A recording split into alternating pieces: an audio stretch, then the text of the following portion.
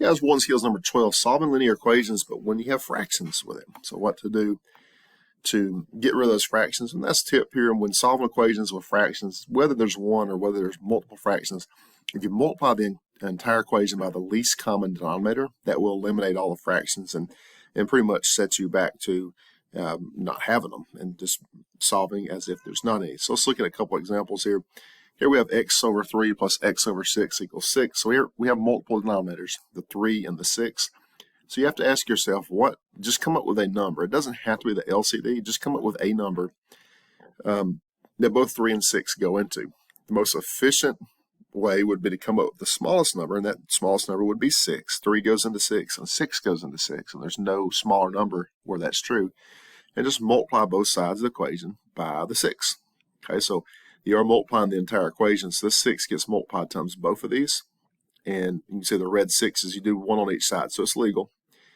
So when we do that, the 6 joins the top of each fraction. Okay, so instead of x over 3, it's now 6x over 3, because when you multiply, the 6 is like 6 over 1, and when you multiply fractions, you do top times top and bottom times bottom. Also 6x over 6, again the 6 just joins, and 6 times 6 is 36. Okay, so let's go to the next slide. Okay, this is where we left off.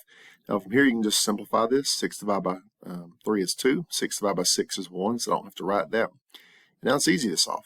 Remember to combine like terms here, and 3x equals 36 and divide by 3, so x is 12.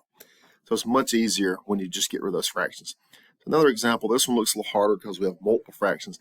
If you're not sure what the LCD is, you could just multiply them together. Actually works here.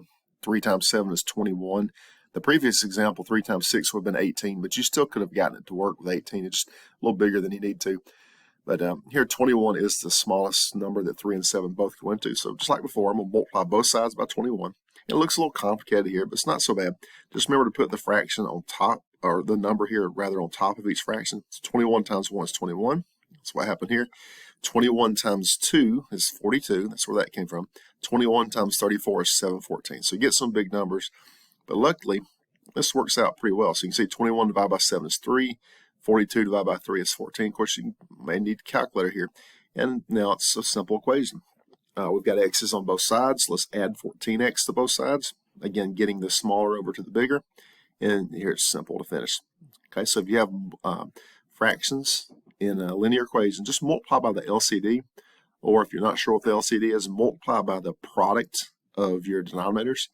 And that will clear the fractions and make it easier to solve.